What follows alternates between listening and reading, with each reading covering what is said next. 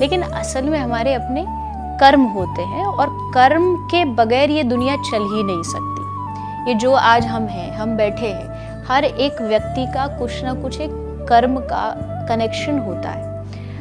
अब अक्सर हम क्या देखते हैं कि अचानक से कोई ट्रेन जा रही थी, ट्रेन में पूरी बोगी में आग लग गई और 100 लोग जल के खाक हो गए, सारे के सारे जल गए। अब हुआ क्या, गलत वे में अगर इसको ना ले तो हम अक्सर ये बोल देते बेचारे मारे गए, बेचारे 100 लोग थे, बेचारों की हत्या हुई। लेकिन ये कहीं ना कहीं इनका पिछले जन्म का एक कार्मिक अकाउंट रहा होगा।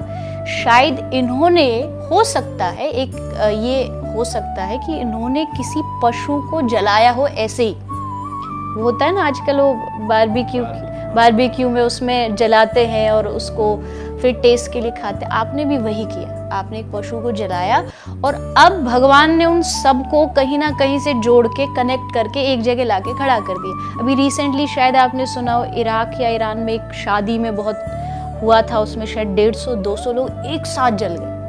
अब हमें क्या लगा कि ये इंसिडेंट अचानक से हुआ, बट वो अचानक से नहीं होता है, वो हमारे पिछले जन्म के होते हैं कि हमने किसी ना किसी को ऐसे मारा था और उसके लिए हमें ये भुगतान आज करना पड़ रहा है। तो जो भी ये खा रहे हैं, जो नॉनवेज कंज्यूम करते हैं, करना चाहते हो करो, बट इसके लिए तैयार रहो कि फ्यूचर में आपके साथ भी यही होना।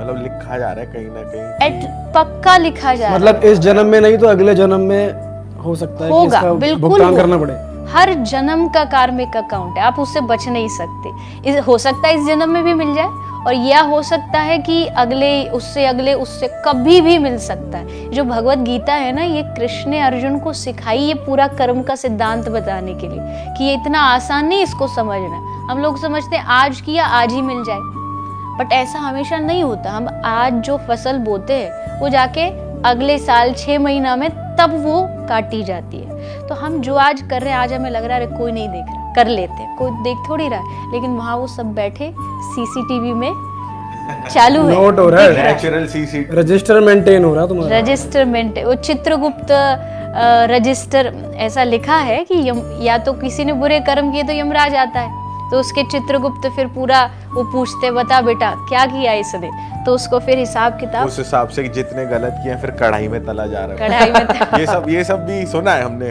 होता है, बिल्कुल होता है। नरकों का विधान, नरक के बगैर कैसे हो सकता? मतलब एक संविधान है ना, एक रूल है, रूल तोड़ोगे तो भुगतोगे, जेल जाओगे। तो वैसे ही अगर नेचर के रूल है, नेचर ने पशु को भी, एनिमल्स को भी उनको अधिकार दिया जीने का। आप क्या कर रहे हो? आप जा जाके उनको मार रहे हो, आप जा जाके उनके पूंछ में पटाखे लगा रहे हो, आप उनके ऊपर कुछ भी ऐसा कर रहे हो जो उनके लिए हार्मफुल है। तो उसका फिर हिसाब कौन लेगा? आपने तो कह दिया, पुलिस ने पकड़ा नहीं। आदमी यही तो सोचता है ना कि पकड़ा नहीं गया, चलो बच गया, पर बचा नहीं है, वहाँ तैयारी है ऑलरेडी। वहाँ वो सब हमारे भागवत में लिखा है, शास्त्र में लिखा है कि वहाँ जब मरने के बाद जिन पशुओं को तुमने खाया है, जिनकी टांग तुमने वो तोड़ तोड़ करके मजे लिए, वो तुम्हारी टांग तोड़ेंगे। और तब उसके लिए फिर तैयार रहना, क्योंकि तुम उससे बच नहीं पाओ। चिल्लाओगे पर बचाने वाला कोई नहीं होगा, सुनाओगे पर सुनने वाला कोई नहीं होगा। तो ये बहुत बड़ा कर्म का सिद्धांत है। जो समझ गया वो कभी गलत काम नहीं करेगा, वो सब में भगवान की भावना रख के सबसे प्रेम करेगा। ऐसा नहीं कि जहाँ तहाँ जाए और मार दे। तो जो नेचुरल डिजास्टर्स होते हैं, जो नेचुरली जो कुदरती होती हैं चीजें, काफी लोग मारे जाते हैं, हाँ जी, उसको भी आप इसी कैटेगरी में डालोगे?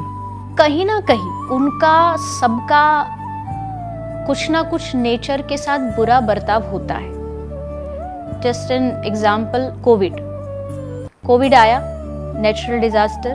हमें क्या लगा कि भगवान ने ये क्या किया। अक्सर हम जो आध्यात्मिक लोग हैं, हमसे यही पूछा जाता, अब तुम्हारा भगवान कहाँ है, क्या कर रहा है ये इतना बड़ा डिजास्टर। लेकिन वो क्यों आया?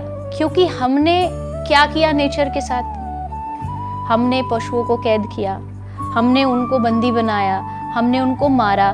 तो इन टोटल जो ये डिजास्टर आते हैं ना, वो उसका एक सबक होता है, एक फल होता है, एक रिजल्ट होता है। क्योंकि कहीं ना कहीं हर आदमी किसी ना किसी रूप में नेचर को बिगाड़ रहा है। पोल्यूशन के रूप में ले लो, आप कोई ऐसी चीज पेड़ काटने के रूप में ले लो तो बिगाड़ तो रहा है। तो ये सारी चीजों को मिलाकर के जब वो डिजास्टर है तो वो एक आपको रिजल्ट देने आया, एक सीख देने आया। उसमें हर एक आदमी का कुछ ना कुछ कंट्रीब्यूशन है, अदरवाइज वो नहीं होता। वो है पूरी एक सोसाइटी का उसमें कंट्रीब्यूशन है, तभी ये डिजास्टर आते हैं। हमारे शास्त्र में लिखा है 3 तरह के दुख होते हैं, दैहिक, दैविक, भौतिक। दैहिक मतलब फिजिकल, बुखार हो गया, कोई भी बीमारी हो गई, तो ये कैसे ठीक होगा? मेडिसिन। दूसरा है दैविक। दैविक मतलब देवता, देवता प्रकोप करते हैं। बट देवता क्यों करेंगे? देवताओं को हमसे क्या कोई दुश्मनी थोड़ी है? अब शनि देवता हमारा कोई दुश्मन थोड़ी है कि हम आम इंसान की बात करें तो हम कहते हैं हमारे पास टाइम नहीं है, मैं बड़ा बिजी हूँ। मैं कहती हूँ शनि देवता क्या इतने फ्री है कि घर घर में घूमते रहेंगे, इसका बिगाड़ दूं, उसका बिगाड़ दूं, इस पे प्रकोप कर दूं?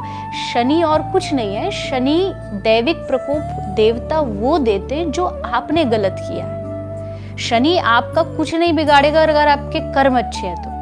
कर्म ही बिगड़े हुए हैं तो आप उसको फिर नाम दे देते हो, ये इसने कर दिया, वो पर उंगली अपनी तरफ नहीं डालते कि मैंने क्या किया। तो ये है दैविक। और तीसरा है भौतिक। भौतिक मतलब जो एक मटेरियल दुख होता है, अशांति, डिप्रेशन, एंजाइटी।